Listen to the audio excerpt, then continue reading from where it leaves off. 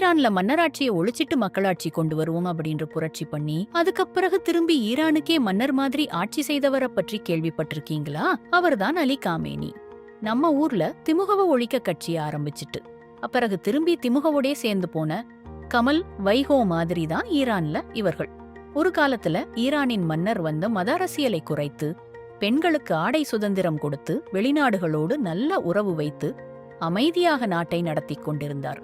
ஆனா ஈரான் முழுக்க இஸ்லாமிய கொள்கைகளை தீவிரமாக கொண்டு வரணும் என்று முடிவு செய்த ருஹொல்லா கொமேனி மன்னருக்கு எதிராக பல தவறான தகவல்களை பரப்ப ஆரம்பிச்சார். குடியரசு ஆட்சி வேண்டும், அதிகாரம் ஒரு குடும்பத்திடம் மட்டும் இருக்கக்கூடாது, அரசியல் சுதந்திரம் வேண்டும் என்று மக்களை தூண்டி புரட்சி நடத்தினார்.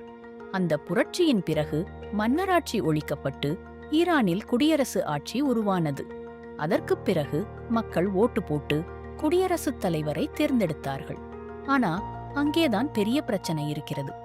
ஈரானில் மக்கள் குடியரசுத் தலைவரை தேர்ந்தெடுக்கலாம்.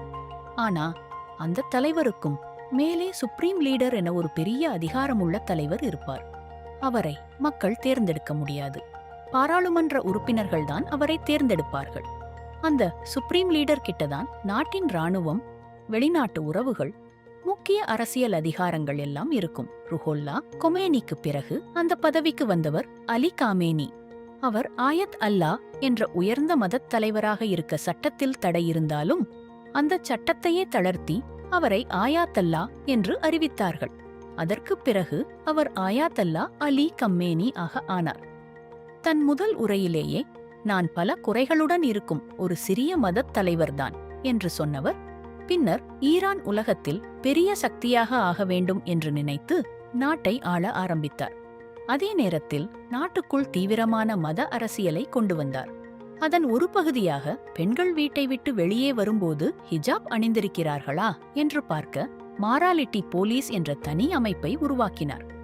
பெண்கள் எங்கு சென்றாலும் அவர்கள் கண்காணிப்பில் இருக்க வேண்டிய நிலை உருவானது. 2022 மாஷா அமினி என்ற பெண் சரியாக ஹிஜாப் அணியவில்லை என்று மாராலிட்டி போலீஸ் கைது செய்தது. அதற்குப் பிறகு மர்மமான முறையில் அந்த பெண் உயிரிழந்தார். ஒரு ஹிஜாப் காரணமாக ஒரு பெண் இறந்ததை பார்த்து ஈரான் முழுக்க பெண்கள் பெரிய போராட்டத்தில் இறங்கினார்கள். பல இடங்களில் வன்முறை நடந்தது. ஆனா காமேனி அந்த போராட்டத்தை கடுமையாக அடக்கினார். பெண்கள் மீது தாக்குதல் நடந்ததாகவும் பலர் கொல்லப்பட்டதாகவும் கூறப்படுகிறது. இவ்வளவு போராட்டத்திற்கு பிறகும் கட்டாய ஹிஜாப் சட்டம் இன்னும் ஈரானில் உள்ளது. அதோடு டிவோர்ஸ் சட்டங்களிலும் ஆண்களுக்கு ஒரு விதி, பெண்களுக்கு ஒரு விதி என்று மாற்றங்கள் கொண்டு வந்தார்கள். ஒரு ஆண் டிவோர்ஸ் வேண்டும் என்றால் காரணம் சொன்னாலே போதும். ஆனா ஒரு பெண் டிவோர்ஸ் கேட்கிறாள் என்றால் அவள் சொல்வதற்கு ஆதாரம் இருக்க வேண்டும். ஆதாரம் இல்லை என்றால் அந்த பெண் தனது கணவரோடுதான் வாழ வேண்டிய நிலை. மேலும் ஈரானில் நடக்கும் பல விளையாட்டுப் போட்டிகளில் பெண்களுக்கு ஸ்டேடியத்திற்கு செல்ல அனுமதி இல்லை. வெளிநாட்டு கலாச்சாரங்களுக்கும் தடை, வெளிநாட்டு இசைக்கும் தடை. திரைப்படங்களும் இஸ்லாமிய சென்சார் கடந்த பிறகுதான் வெளியிடப்படும். ஃபேஸ்புக், ட்விட்டர், யூடியூப், டிக்டாக் போன்ற பல சோஷியல் மீடியாக்களும் பொதுமக்களுக்கு தடை செய்யப்பட்டுள்ளன.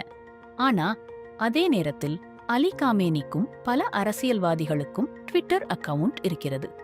மக்களுக்கு தடை, அரசியல்வாதிகளுக்கு அனுமதி. இது எந்த விதத்தில் நியாயம்? இதற்கெல்லாம் காரணம் சொல்லும்போது ஈரான் ஒரு இஸ்லாமிய நாடு, இஸ்லாமிய கொள்கைப்படிதான் நடக்கிறது என்று சொல்வார்கள். ஆனா உண்மையில் ஈரான் முதலில் இஸ்லாமிய நாடு இல்லை. பண்டைய காலத்தில் ஈரானின் பெயர் பெர்ஷியா.